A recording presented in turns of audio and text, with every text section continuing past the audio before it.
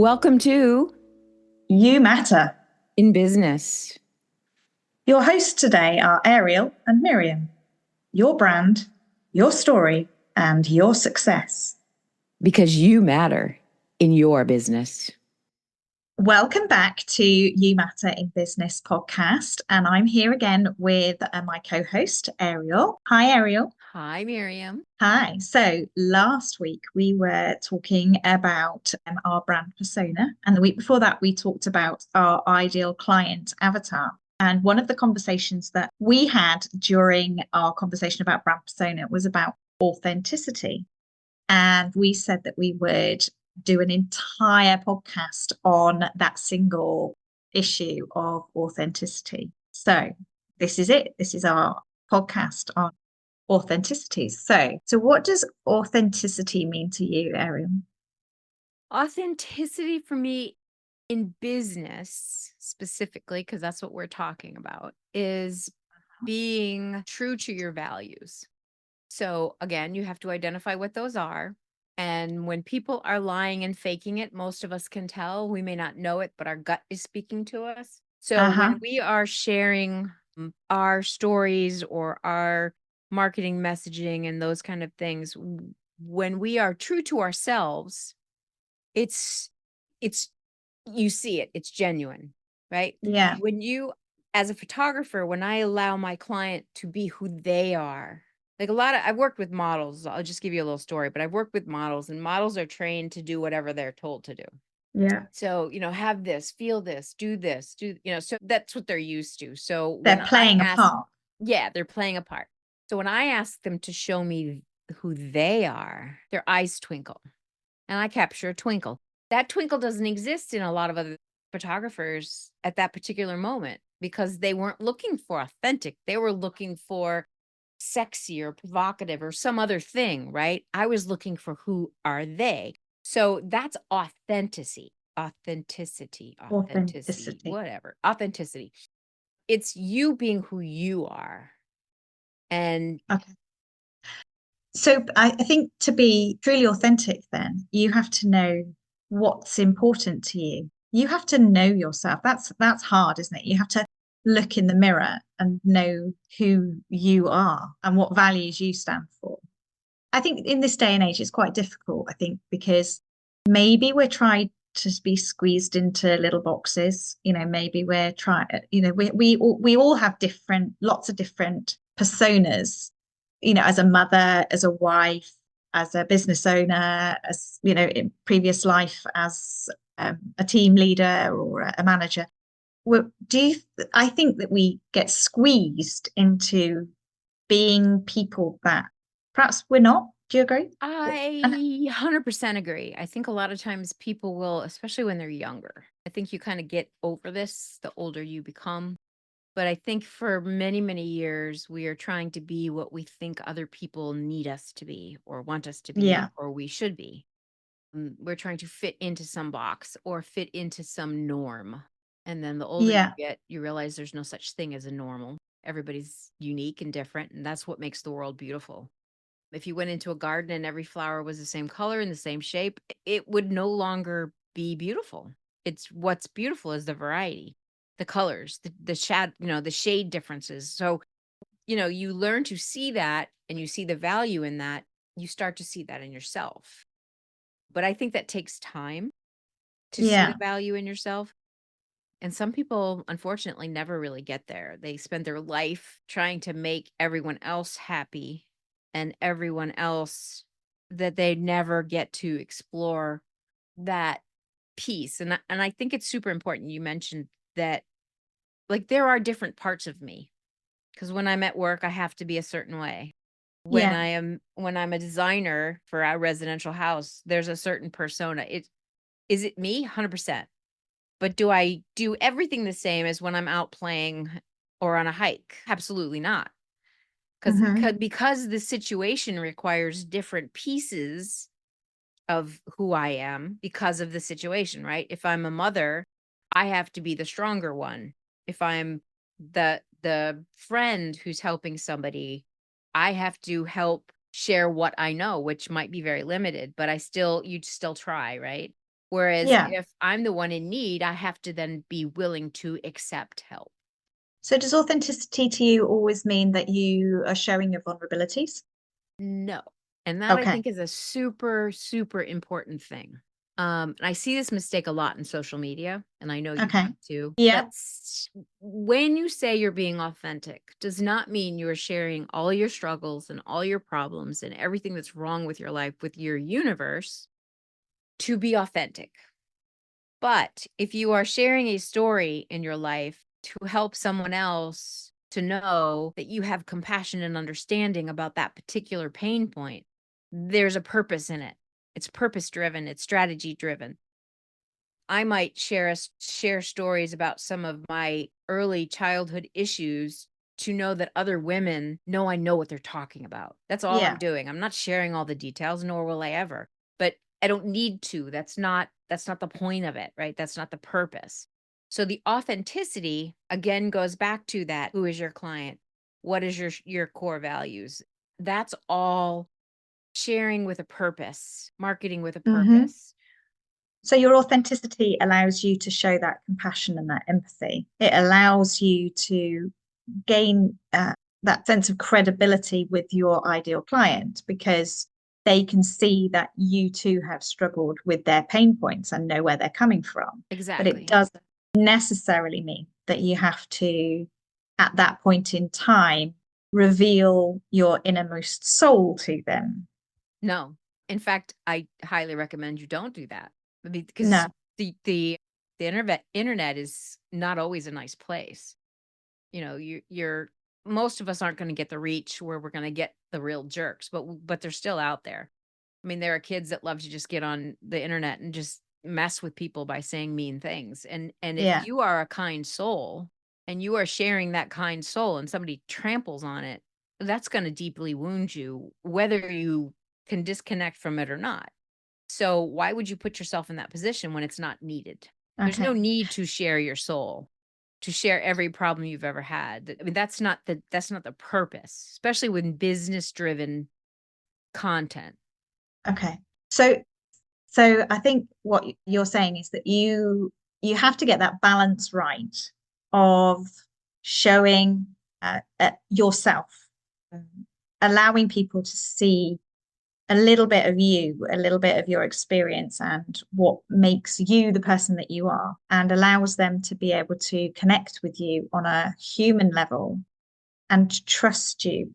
And um, so is so so what's the most important thing about authenticity to you in business? Again, it goes to that trust and right?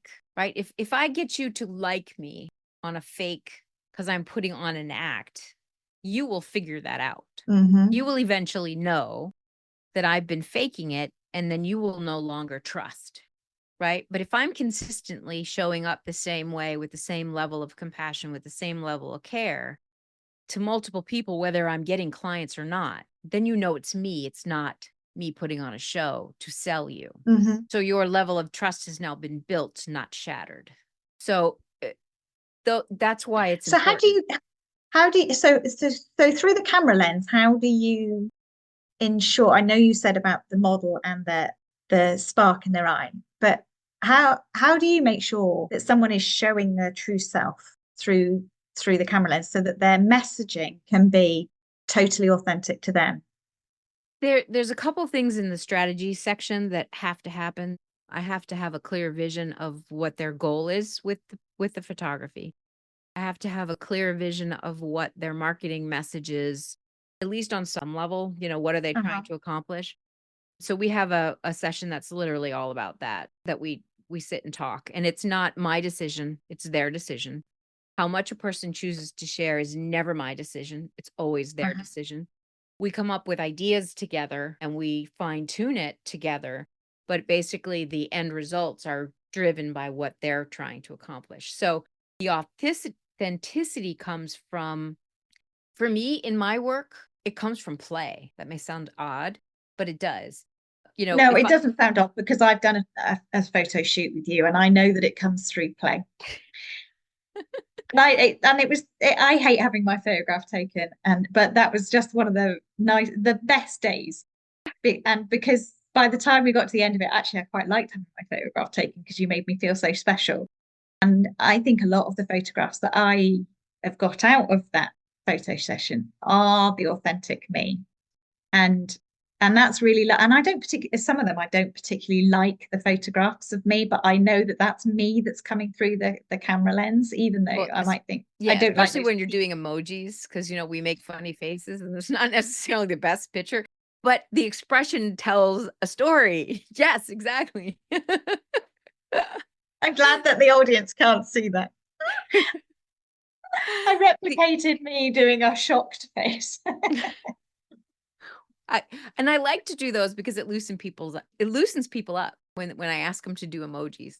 So I have certain techniques that I use, and not everybody is easy, and the amount of time you spend with me also makes a huge factor. I mean, we Uh-huh. had quite a bit of time. We weren't on a time crunch, so we had a little bit more room to play, right? A little more room to just let you get comfortable. Because Yeah. within the first 15 minutes, I'm sorry, very few people are comfortable. And I can tell by the faces, the photographs and some people 15 minutes, 30 minutes is not enough. They need longer, or they need a Hmm. second experience, or, sometimes they need more exposure to being in front of the camera. They need a little bit more confidence building before they're comfortable in front of the camera. And there's a million things that make them uncomfortable. They may have a body shape they don't like compared to the one they had 20 years ago or whatever. They're, there's just a million reasons why we don't feel confident. So when you're trying to get somebody to show their authentic self, part of that is play, but it's also part of it is asking strategic questions while you're talking. So you talk Uh-huh. while you're shooting. So it's not just here I am with a camera and click, click, click, click, click, click, click, and smile at the world. The fireworks just went off on the computer. It was really kind of funny. So so you have to let people feel comfortable. You know what I mean? To see who they really are, you have to be willing to see who they really are. I like that. That's good. And you have to be willing no matter what it is, whether it's painful, whether it's sad. I remember you were there. So remember that one woman who came in? She I was do. having a horrible day. Horrible, horrible day. I mean, I was like, "Oh my gosh, I'm gonna be in trouble," because her eyes were all puffy and red, and that's, you that makes it a little harder as a photo editor to deal with, puffy red eyes. But we did something with her. I don't know if you remember what it was, but we allowed her to be in her pain Hmm. because she was in pain. Life was kicking her in the butt at that moment. So we gave her that permission. It was okay. And she was willing to push through. And we handed her a couple props that made her feel fun and Yeah. allowed her to just let go of that pain and be in the moment and just enjoy the experience. And that's exactly what she did. And her photos came out incredible because we pulled Yeah. her through it. But that takes time and willingness to deal with sadness and emotions and other people's pain. You have to be willing to accept other people's feelings where they are at that moment to be authentic. So Yeah. it's not just about accepting others, but it's also accepting your own. Like if I know I'm in a not so great mood, I may not go out and network with 12 people because I don't have the energy. So I respect that about myself. That if I don't have the emotional energy, that's not the time for me to be doing this job. That's where That's a tough one, isn't it? So on a day like you've got a photo shoot coming up in November, haven't you? That's multiple people on one day. Just imagine if on that morning you wake up and you think, do you know what? I just can't deal with this today. You're not going to be very authentic that day if you're having a bad one. Um, well, and that comes from self-discipline and training. I mean, which, also takes a lot of time to learn how to develop. But when I know I have something like that planned, for me, that's not an issue because I make sure that the days in front of it and even the days after it are going to allow me to take care of myself. Because I know a lot of energy is going out. So if I don't fill Mhm. myself up, I don't have the energy to give out. So if I know I've got a day that is basically 100% give, if not 120, Mm. then I have to do my prep before to be authentic and to be real at that moment, because that's if I'm not doing my client's service, Yeah. which You've that's got to your be on your authenticity. That's super important to me. So and yeah. So in order to be able to get the best photographs out of your clients, you need to be showing them a joy and because they're contagious. If you're grumpy, someone else is going to be grumpy. If you're joyful, the person that you come across each day is going to be joyful. Because people mirror your what's the word? Your emotions, which means that as they're a leader, contagious. you can't leaders can't afford to walk into their office and be off their A game, because the minute they walk in, everybody feels that energy from them and feels that tension or that joyfulness and will mirror it, and they can instantly, you can set how a day is going to go by the way that you walk in a room. And now that asks a good question. Like, if you're in a corporate situation and you go to work 9 to 5, 5 days a week, and you have a bad day, but you're a leader, what do you do with that energy? And can you always be authentic in that situation? Because I'm not sure that you can. There needs to be a certain amount of role play in order to be able to get the best out of the people around you. And they don't need, it goes back to that, they don't need to see you crying or having a bad day, but that leaves you open to, well, they're not authentic. They're not. But that's vulnerability. So your authenticity is still there. You're still the same human. You still have the same morals and values. You're just choosing to not show a vulnerability to those that don't need that. They don't need to know about your vulnerability. It serves no purpose. In that case, it serves no purpose. In fact, it has a detriment. If I walk in and Yeah. I'm supposed to lead a team and I'm a mess in the bathroom, how much faith are they going to have me that I can lead the team? Mm-hmm. Now, am I allowed to have a bad day? 100%. Am I allowed to, but who would I talk to? Would I talk to the people who are under me? Would I No, talk to the people who are above me if I'm in a company? Or not maybe a necessarily. peer, or maybe somebody that totally doesn't work in that office? I think it comes down to trust again, doesn't it? I think we need to surround ourselves with support squads of people that we trust to the point where we can actually show our vulnerabilities without judgment. And support squads, I talk to my clients about support squads all the time, because you are more likely to succeed in life if you surround yourself with people who share your values, people who share your moralities, your ethics. Did you know that you're 57 times more likely to be obese if your friends are obese? And even if your friends live the other side of the world.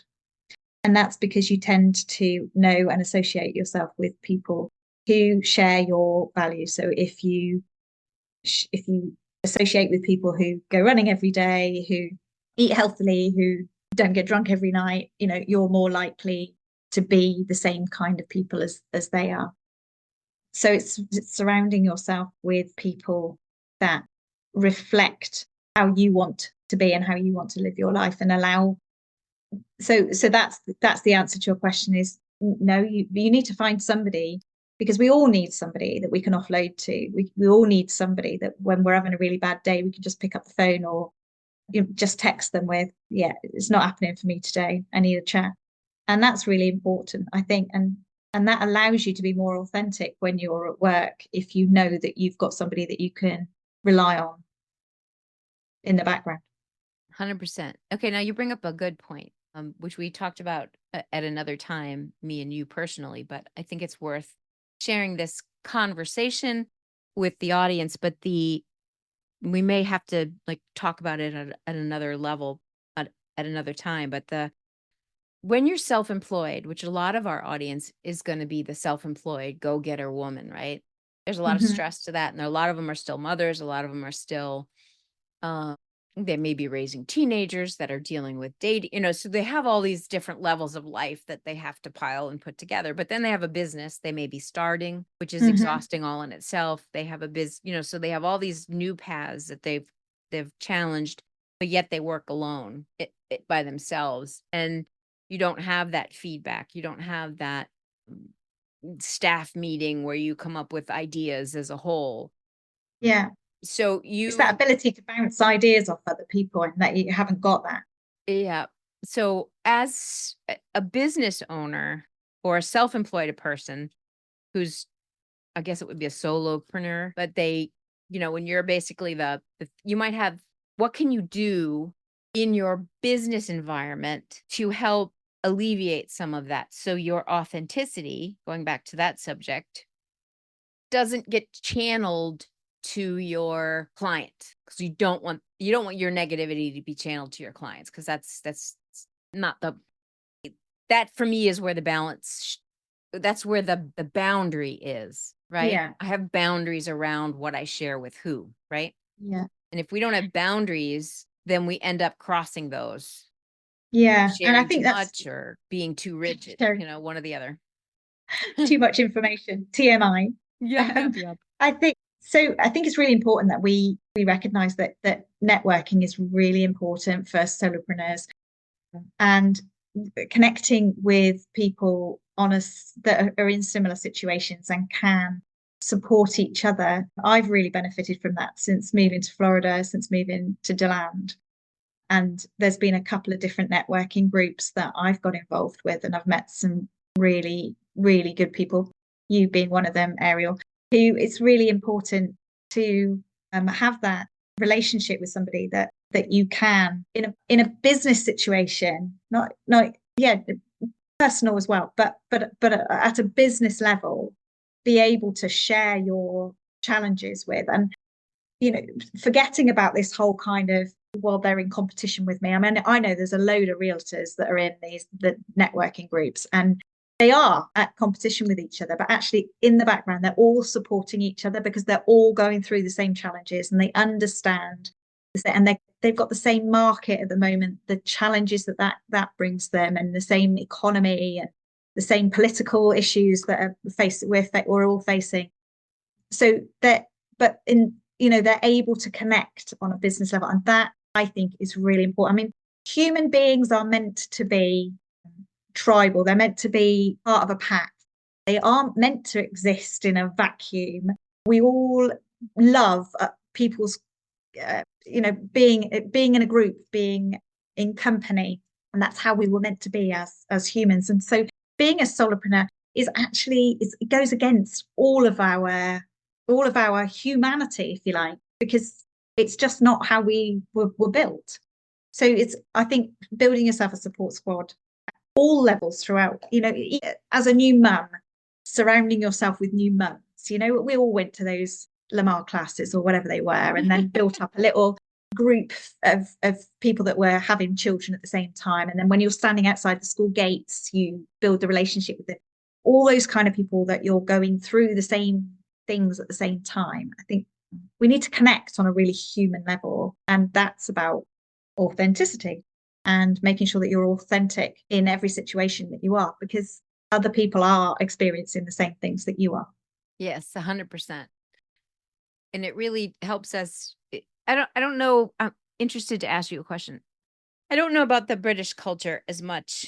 So you're going to share what you think about this. But I know in the American culture, I see this as a huge problem in our educational system and the way we've grown up. And I'm an X gen, so I grew up with the X gen mentality, which is a little different than the next generation. And we have all these generational Yeah. gaps, right? Yeah. So one of the things that I know that my generation, we obviously had a whole lot more fun than some of the newer generations, but because we still went out and played. But Yeah. the one of the things I think we're taught in school very strongly is that we have to do it ourselves. We have a very, very strong independent education. You get the grade, and there's also a competition. If your grade isn't as good as somebody else, there's a level of competition to who got the A's and who got the C's and all that stuff. And whether if you got D's, you should be in this class versus this class. There's a separation of different levels of understanding. So there's a very individual, when you're sent home with a project, your parents can't help you. you're sent home with a project, you have to come up with everything you're on your own. So we're not really taught how to work together as a team. I think they've changed that a little bit in the school systems Yeah. where they have worked a little bit more into teamwork, but it's when they're older, not when they're younger. Yeah, I think you're right. I'm just thinking about my boys being at university and how they're both doing joint projects with other people in their cohort and relying on each other's results to put together the presentation or the assignment or whatever it is, and really working together as a team. And I think, and you bring up a really good point as well about comparison, because comparing yourself to other people is really dangerous, particularly on social media, particularly, yeah, on, looking at other people's what they post. Nobody ever posts the worst things in their life. They all post what they want you to see. So comparing yourself to somebody else's perfect family photographs, or amazing family holidays, and realizing that actually yours doesn't come up to the mark, is really detrimental to self-esteem and confidence and all those kind of things, because yeah, you just feel that you don't match up. But yeah, I think things do need to change in the school system about that independence, and just working together as a team, and reliance on other people, and understanding other people's strengths, which is really important as well. I Because know we haven't. the United States is considered an independent culture where everybody's independent. You live on a street, do you know your neighbors? No, because you're independent, Mm, right? You live in your own little world. In When I was working with Haitians and when I was learning about their culture and how they lived, I saw something that I didn't understand, and it was the most beautiful thing I've ever seen.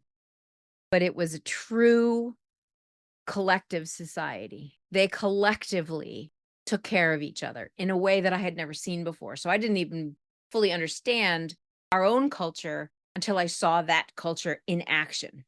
And I don't know if England has a similar independent culture or whether they have more village mentality, because they have villages in Britain where, you go to the pub and you're with the people who live in the area, and your life is more intermingled. Your kids, and your neighbors' kids, and that doesn't really exist here, especially with suburbia and all that. Yeah, no, and I think you're right. I mean, there's a different culture in America completely. And in the UK, we tend to build our societies around a core part of the village. So we would have a church and a doctor's surgery, dentist practice, corner shop, all those kind of core thing, a pub. Obviously, you don't have a village without a pub. But that kind of core central thing is where everybody met. And it's all within walking distance. When I moved to America, Americans drive everywhere. They can't just walk to the local corner shop or supermarket or grocery shop or whatever you want to call it. They have to drive to it, because they're all in these strip malls that are away from the houses, which means that people just go there separately. They don't, and coffee shops in the UK, we have coffee shops everywhere, and they're not these, not, we do have Starbucks, and we do have, McDonald's and that kind of thing. We're not, we do have hot and cold running water as well these days. And um plumbing, sanitary plumbing. yeah, we have that. But you, in the UK, if you had a walking a path, you call them trails, so if you had a trail that you were going to walk along, someone would have built a coffee shop halfway along, and that would have been the place that you would go to meet. So you'd walk for half a mile, and then you'd have a piece of cake and a cup of coffee with somebody, and you'd meet up with them. There's very little of that here. Although you all love your coffee, you don't do it the way that we. I don't know. Yeah, it's Maybe I've not found it yet. I mean, we do meet for business meetings and coffee shops quite frequently. So I mean, that is a place to meet, but again, it's very disconnected. We are very disconnected as a culture, Yeah. which I think makes it In the harder to UK, be a self-employed person. It makes yeah. it harder to be a woman. It makes it harder for us to be. I just see it since I've seen the crazy difference of those two cultures. I just think that that's a piece of our culture that is very sad because we don't Mm. even know we're missing it. you know? No. And so a lot of Europe as well. So Italy, for example, they would live in multi uh, generational settings. So Yeah. you would have grandchildren, parents, and then then the grandmother, and sometimes even the great grandmother, all living in the same house, cooking together, cleaning together. The older generation would look after the very young generation, which allowed the mothers to go out to work and all those kind of things. That's not quite so much in the UK. We tend to be in separate generational families, households, but that's doesn't happen in the US either. You don't have that kind of support structure. It does They do. in subcultures. Like in Florida, we have a very high Spanish culture, and Spanish culture has a very tight community. I mean, Yeah, they have much more of, especially if they're a Caribbean based Spanish versus South American based versus a Spain, so there's all those different components, and then there's the Central America, and then the Mexico, which is I think still Central America. But anyway, there's each one of those cultures or subcultures has, you'll see community homes in those cultures, and right. people helping generations and living with generations, and it being completely normal. In our generation, if you're still living with your parents, there's something wrong with you. In Yeah, those cultures, there's something wrong with you if you move out before you get married or whatever, right? So it's just yeah, it's again, it's a lesson that we learn that affects how we do business. And a lot of I think it's important to understand, because it's important for us to understand other people. So if I meet someone who I know has a different knowledge base than me, like you were brought up in a different country. So therefore the lessons that you learn and even the words you use might have a different meaning than mine, mm, even though we speak the same language. yeah, But I could say, "Oh, well, she's just silly. She used that dumb word." Or I could say, "Explain to me what that means." Again, that's compassion and understanding and seeking to understand. That's where the authenticity comes in. But again, we have to allow ourselves to be okay with the differences, yeah. to be It's authentic. to be authentic. It Uh-huh. comes down to relationships, doesn't it? It comes down to trust Mhm. and feeling that you can be authentic in every situation that you come across, and not uh, not seeing everybody as competition, not being upset when someone else gets an award, or is seen to be good at something that is not that. Instead of why not me, it should be, yeah, why not me? It should be a really positive thing. It's the same words, but in fact, I think we could do an entire podcast, Ariel, on why not me. It's very funny because I just listened to a motivational speaker who that was the thing that was the word, the phrase that changed her life, was "Why not me?" Yeah. In a positive way, which is kind of funny. But it's interesting because if you get back to the cultural part of it, your understanding and your appreciation for people does not mean, this to me is super important, is the vulnerability part, right? Mm. It's not about sharing everything with the audience. It's about being selective. If you have a personal Facebook account, I don't even share that stuff with my friends on social media because it's not the place for it. Yeah. I'll go have coffee with a friend and we'll have real life troubles talk, or whatever. We'll just go play and ignore it all, one or the other. But so social media and marketing is not the place for vulnerability or sharing all our problems. That's not being authentic, not from a It's not business the place for standpoint. no, it's not the place. Well, I don't know. I'm not sure that I think you're right. I'm not sure that it's the place to be completely vulnerable and open yourself up to everything in any situation, even in a personal situation, but certainly not in a business situation where I think you have to show realism, authenticity, without, and to a certain extent, vulnerability, but selective vulnerability, in order for you to show your compassion and your empathy, and allow people to feel that what you're offering is credible and then to trust you. So you have to So it's really difficult, isn't it? You have to get that balance right as a professional to allow people to see enough of you to know, like, and trust you so that they're going to go down that journey with you and trust you, particularly in the jobs that you and I do, where, they have to feel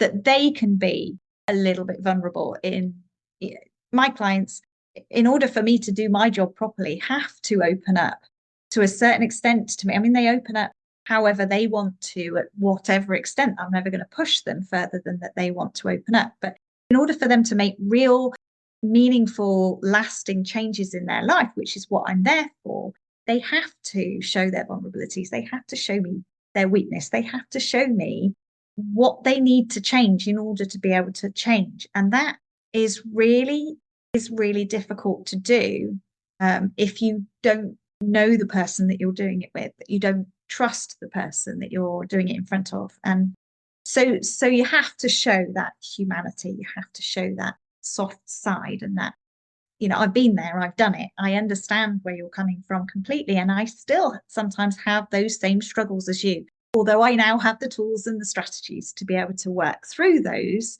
Exactly. And do on a daily basis. I'm there with you. I can, I've got compassion for you, but be professional at the same time. Absolutely.